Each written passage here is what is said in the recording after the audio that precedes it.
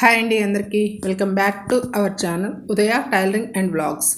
ఈరోజు అయితే back side open చూపిస్తున్నానండి. Front side normal cutting, ఫ్రిన్స్ cut అయితే కాదు, నార్మల్ కటింగ్ చూపిస్తున్నాను. షేప్ ఇస్తున్నాను, అది కటింగ్ ఎలా చేసుకోవాలి అనేది చూపిస్తున్నాను ఈరోజైతే. ఫస్ట్ ఇదైతే 80 పాయింట్ లైనింగ్ తీసుకున్నానండి, 80 సెంటీమీటర్స్ లైనింగు. నార్మల్గా అయితే ఓపెన్స్ అన్నవి మనకు ఆపోజిట్లో వేస్తాము, క్లోజింగ్ అన్నది మన సైడ్ వేస్తాము నార్మల్ కటింగ్కి. ఇది బ్యాక్ సైడ్ ఓపెన్ కాబట్టి ఓపెన్స్ అన్నవి మన సైడ్ వేసుకున్నాను, క్లోజింగ్ అన్నది మనకు ఆపోజిట్లో ఉండాలి. ఈ విధంగా అయితే ప్లేస్ చేసుకోండి. ప్లేస్ చేసుకున్న తర్వాత రెండు ఓపెన్స్ కరెక్ట్గా ఉండేటట్టు ఫోల్డింగ్ అన్నది వేసుకోండి, ఎక్కడ హెచ్చు తగ్గులు లేకుండా చూసుకోండి. కింది సైడ్ కూడా అడ్జస్ట్ ఏమైనా ఉంటే ముందైతే కటింగ్ అయితే చేసేసుకోండి. నాకు ఇక్కడ అడ్జస్ట్ ఏం లేవు కాబట్టి నేను ఖర్చు కోసం ముందైతే ఒక లైన్ డ్రా చేస్తున్నాను, జస్ట్ ఖర్చు కోసం అండి. అదేవిధంగా ఇటు సైడ్ కూడా మనం ముక్సులు పట్టి కాజాలు పట్టి వేసుకోవాలి కాబట్టి ఇటు కూడా కొంచెం ఖర్చు కోసం ఒక 1/2 ఇంచు లైన్ అయితే డ్రా చేస్తున్నాను.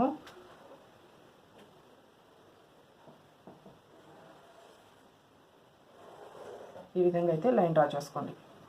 ఇప్పుడు మనం ఫస్ట్ బ్యాక్ సైడ్ అన్నది మనం మెజర్మెంట్ తీసుకున్నాము. పైన షోల్డర్ దగ్గర నుంచి షోల్డర్ స్టడీగా టక్స్ ఉంటాయి కదా, టక్స్ వరకు మనం మెజర్మెంట్ అయితే తీసుకున్నాము. పొడవు అయితే చెక్ చేస్తున్నాను, నాకు 14 అంగుళాలు ఉంది. 14 అంగుళాన్ని మనం బ్లౌజ్ మీద మార్కింగ్ అయితే వేసుకున్నాము. ఇదిగోండి 14 అంగుళాలకి ఈ విధంగా అయితే ఫస్ట్ ఒక డాట్ పెట్టండి.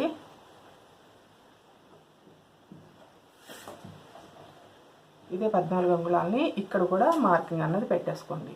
ఇప్పుడు మనం బ్లౌజు విడ్త్ చూసుకోవాలి కదా, విడ్త్ కోసం నేనైతే మాత్రం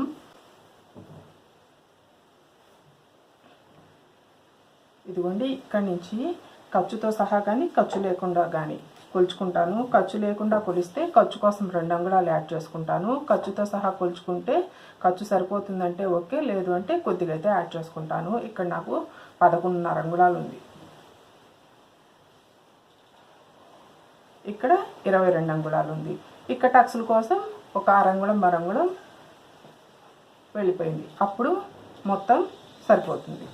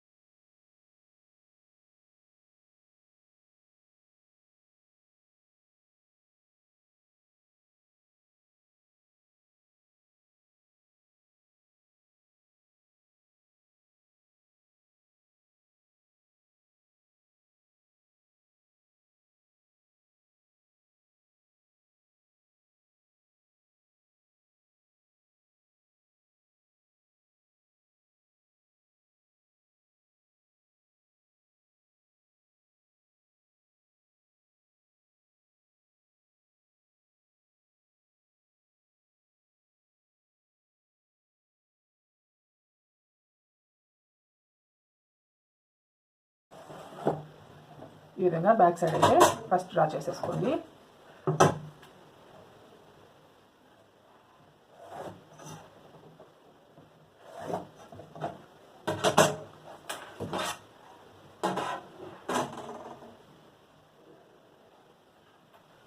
ఇక్కడి నుంచి ఇక్కడికి నేనైతే 2.5 డ్రా చేస్తున్నాను. ఇక్కడి నుంచి ఇక్కడికి 3 ఇంచెస్ అయితే పెట్టేసుకోండి షోల్డర్ కోసం. మనం చంక 5.5కి మార్కింగ్ అనేది వేస్తున్నారు.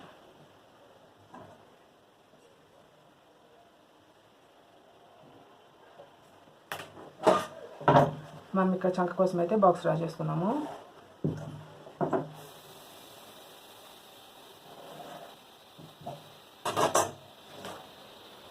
అలాగే బ్యాక్ సైడ్ నెక్ మనం డీప్ చేసుకోవాలి కదా, నెక్ డీప్ ఎంత ఉంది అన్నది బ్లౌజ్ని ఇలా మిడిల్లోకి పట్టుకొని కింద ఖర్చు ఎలాగో మనం మార్కింగ్ వేసుకున్నాం కాబట్టి పైన కొంచెం ఖర్చు కోసం వదులుకొని ఈ విధంగా అయితే ఒక డాట్ పెట్టేసుకొని ఇక్కడ 2.5 పెట్టుకున్నారు కాబట్టి ఇక్కడ ఇంకొక 1/2 ఇంచు ఎక్స్ట్రా యాడ్ చేసుకొని లైన్ అయితే డ్రా చేసుకోండి.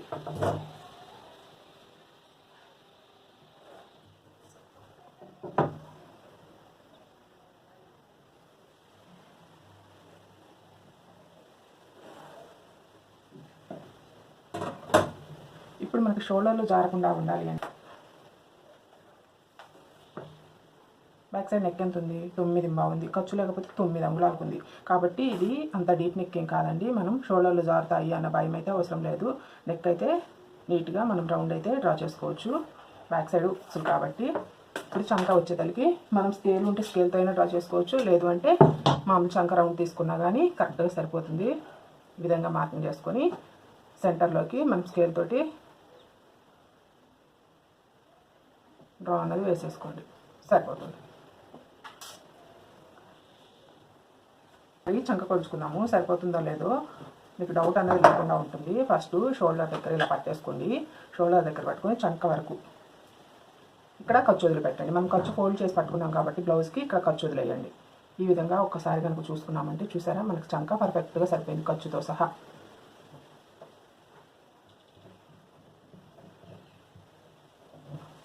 సరిపోతుంది. చేసుకున్న దాని ప్రకారం కటింగ్ అయితే చేసేసుకుంటున్నాను.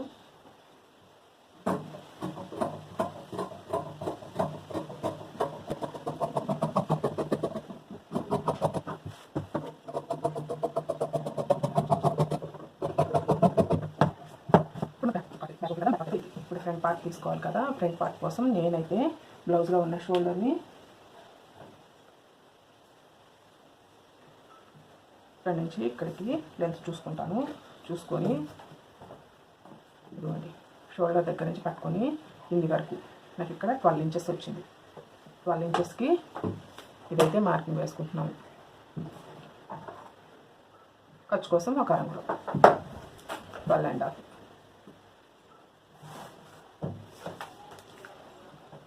రెండు అంగుళాలకి మనం ఈ పట్టి అనేది ఫోల్డ్ చేసుకొని పక్కన పెట్టేసుకోండి.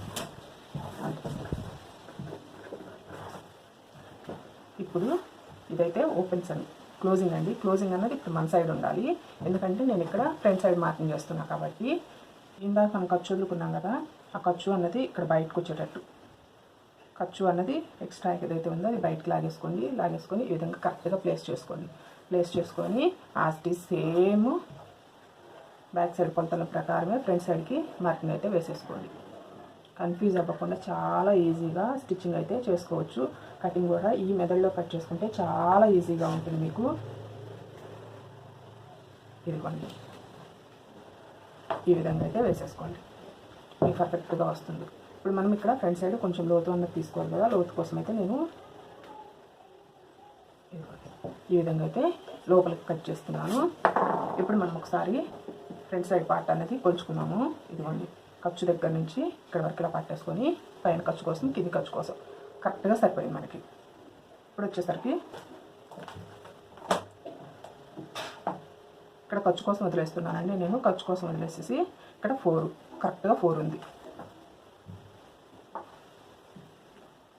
4కి ఒక మార్కింగ్ అయితే వేసేస్తున్నాను. 4కి ఒక మార్కింగ్ వేసేసి ఫ్రంట్ సైడ్ నెక్ డ్రా చేసుకున్నాము. ఫ్రంట్ సైడ్ నెక్ దీనికన్నా ఒక 1/2 ఇంచు పైకి పెట్టమన్నారు, ఎందుకంటే ఫ్రంట్ ఓపెన్ లేదు కదా. సింగిల్ స్టెప్ వేసుకున్నా బాగుంటుంది అక్క, కొంచెం పైకి పెట్టండి అని చెప్పింది. అందుకోసం నేను ఇక్కడ 6 అంగుళాలకి నేను ఫ్రంట్ సైడ్ నెక్ అనేది మార్కింగ్ చేస్తున్నాను 6 ఇంచెస్కి. ఇక్కడ మనం మీద పెట్టుకున్నాము 2.5 పెట్టుకున్నాము. ఇక్కడ ఇంకొక 1/2 ఇంచు యాడ్ చేసి 2.75కి డ్రాట్ చేస్తున్నాను.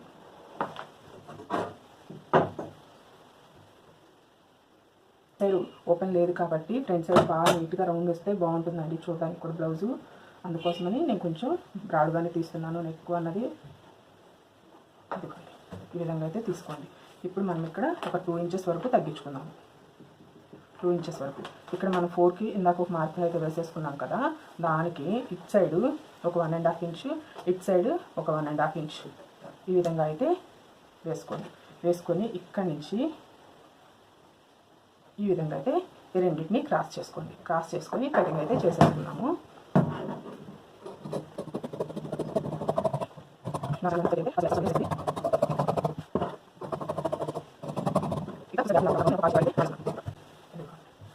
ఇది ఫ్రంట్ సైడ్ పార్ట్. ఇందాక మనం ఏదైతే మార్కింగ్ వేసుకున్నామో ఈ 3 ఇంచెస్ దగ్గరికి ఒక డాట్ పెట్టుకున్నాం కదా ఇందాక, డాట్ దగ్గరికి ఈ విధంగా అయితే పెట్టుకోండి.